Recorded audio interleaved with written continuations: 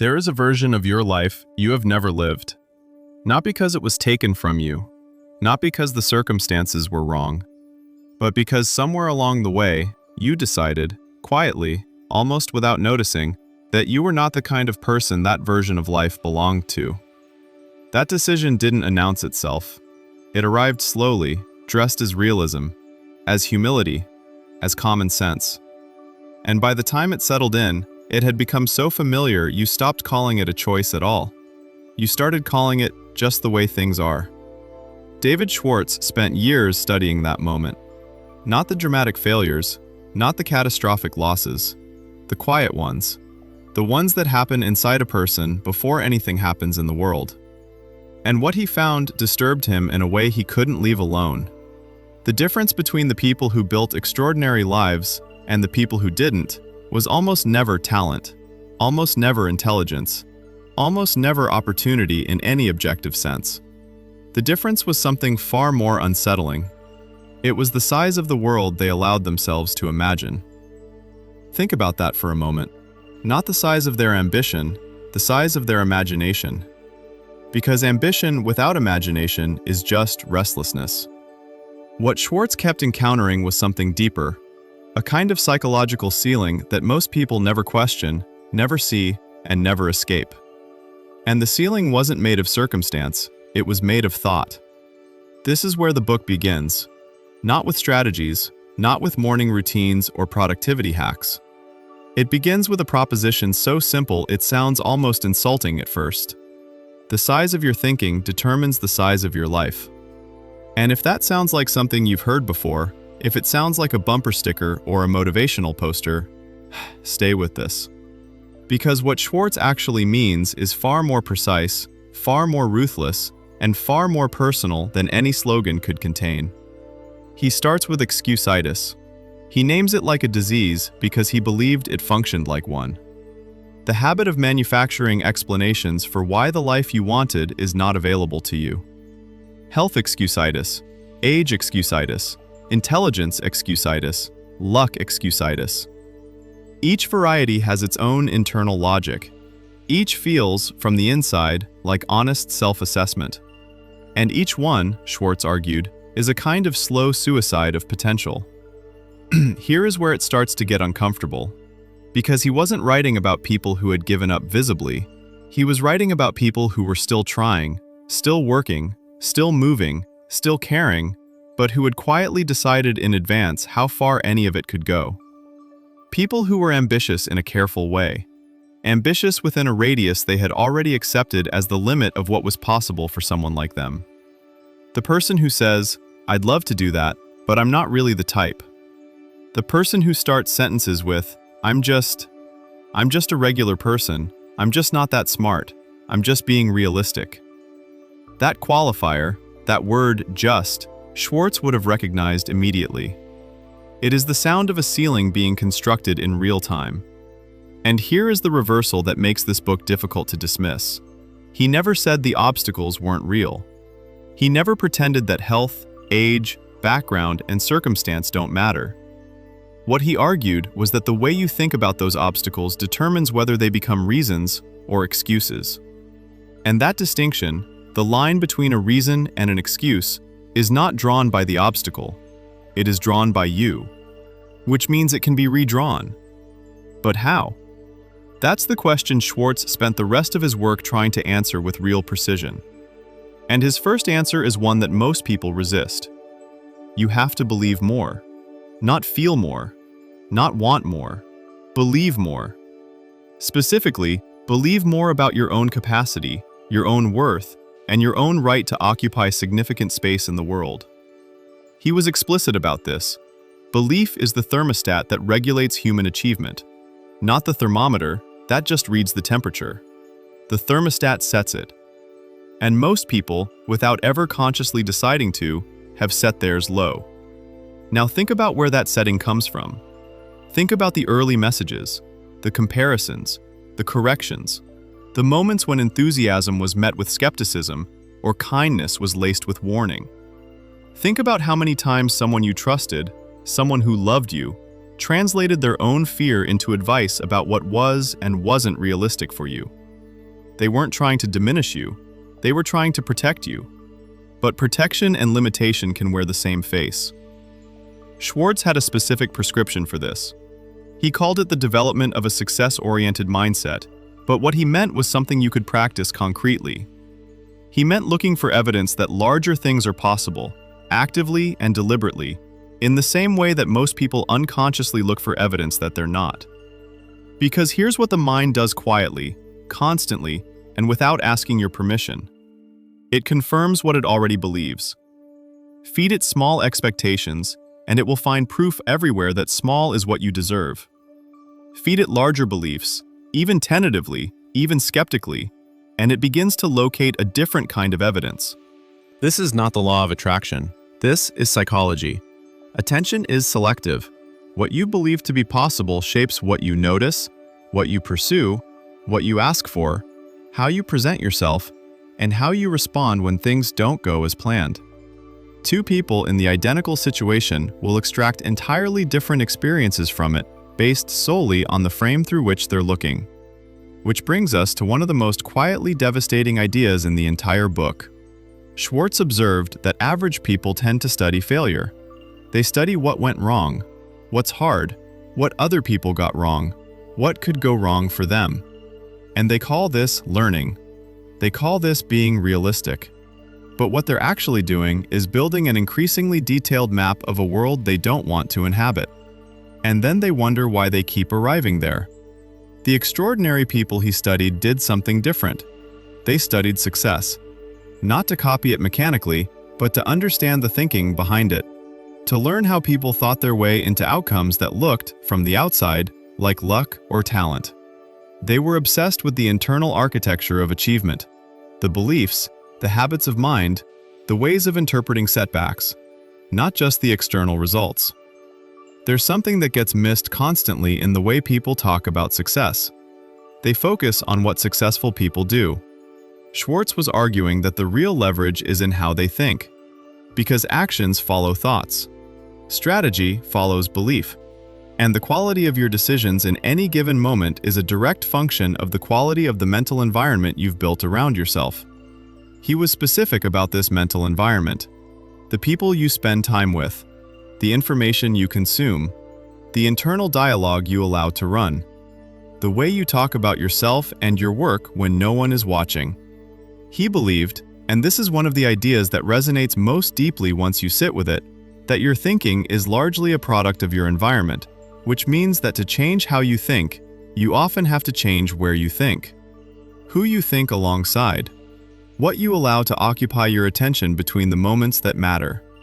This is the part where people want a list. A 5-step method. A morning routine.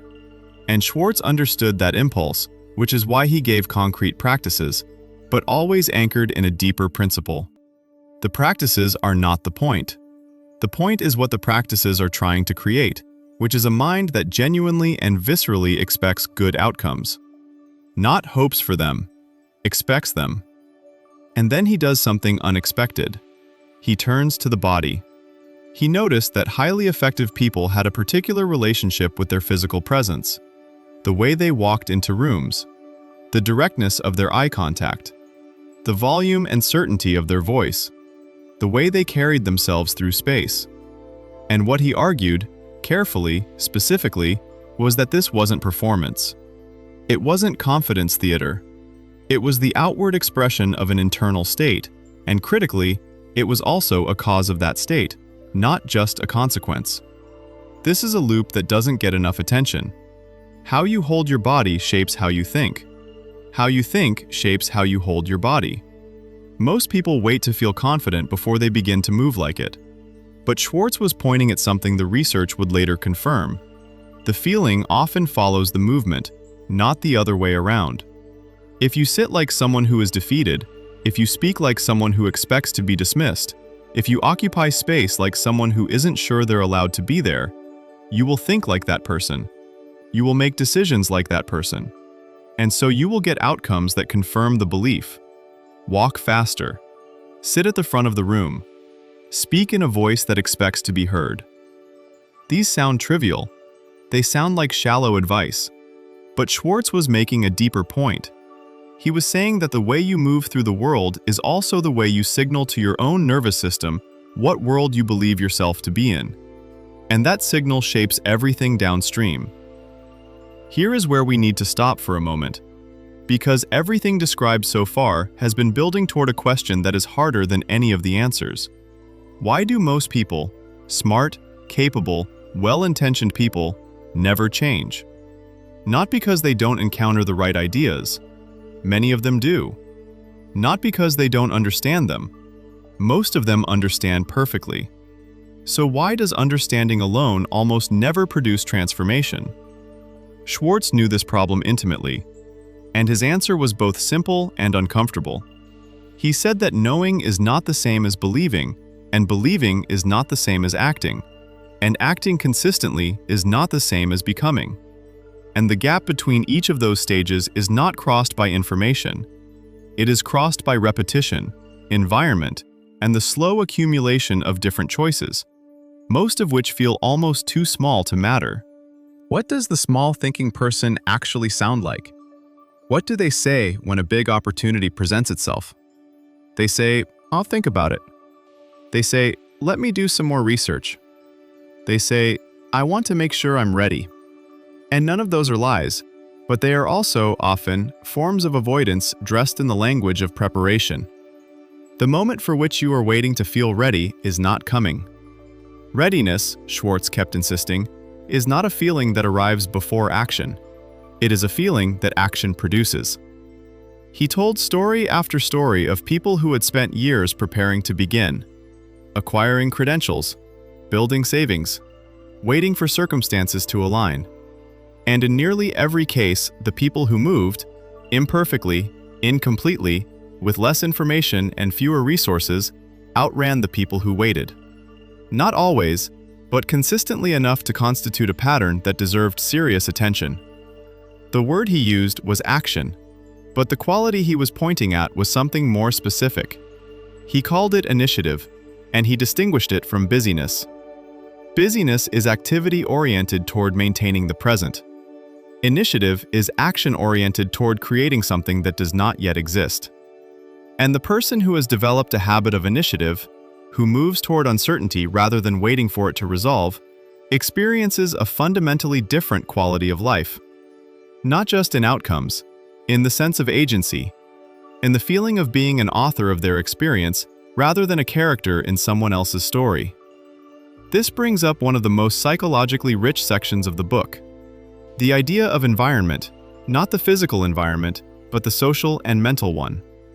And here, Schwartz made an argument that some people find elitist until they understand what he's actually saying. He argued that you must be selective about the company you keep.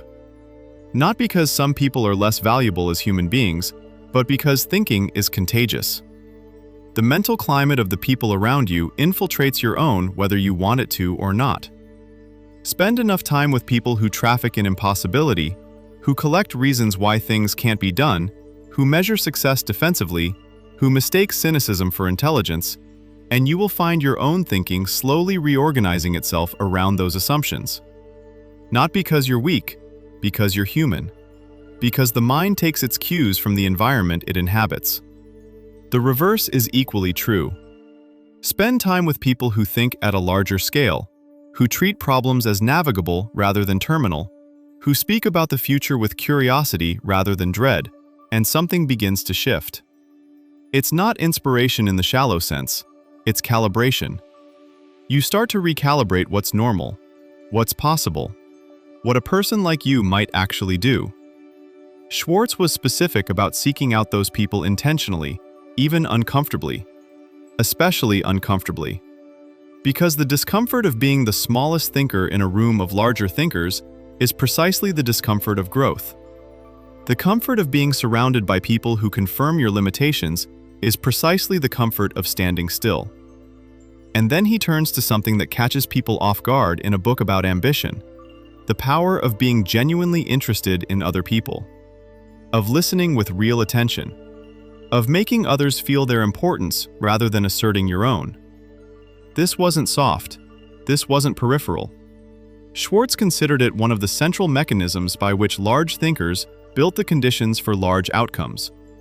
Because here is what small thinking does interpersonally. It is fundamentally self-protective. It is defensive. It is oriented toward not being diminished, which means it is constantly monitoring the interaction for threat rather than opportunity. The person who is afraid of being seen as inadequate cannot truly listen. They are too busy managing the impression they're making. And in managing that impression, they fail to form the connections, accumulate the goodwill, and develop the understanding of others that would actually make them effective in the world. The large thinker, in Schwartz's model, is genuinely curious about people, not as a strategy, as a natural consequence of not being consumed by self-protection. They have enough belief in their own worth that they don't need every interaction to confirm it.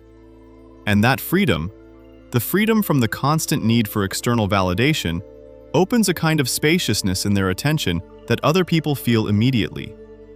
People are drawn to it. Trust builds around it. Doors open because of it. Not as manipulation, as the natural result of actually being present. There is something here worth sitting with.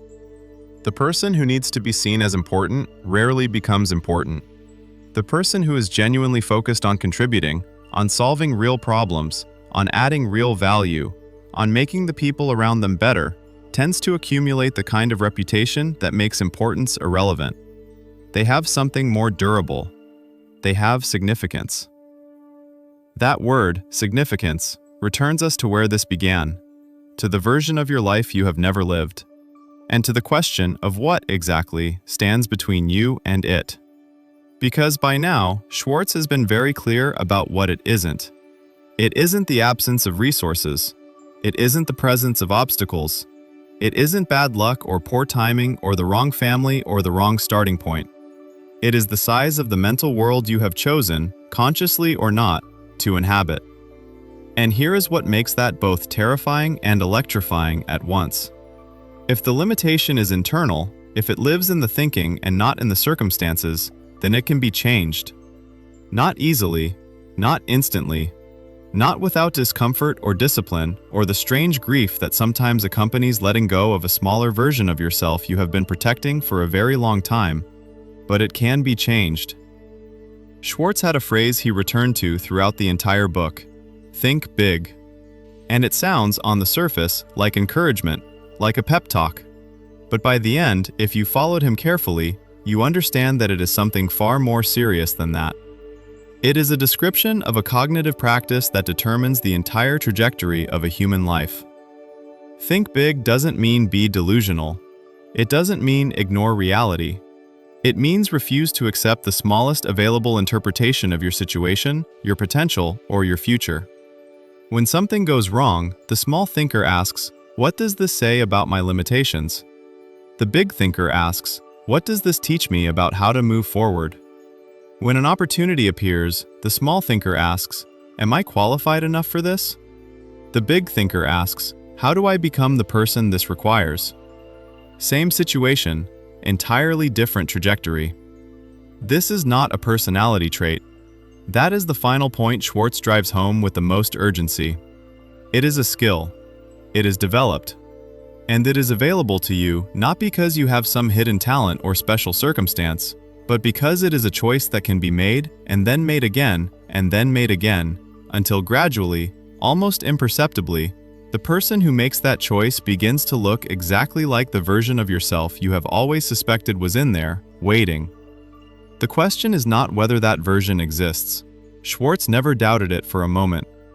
The question, the only question that has ever mattered, is whether you are willing to think large enough to find it. You already know the answer. You have known it for longer than you are comfortable admitting. The only thing that was ever between you and it was the size of the world you allowed yourself to imagine. That world has no ceiling but the one you build.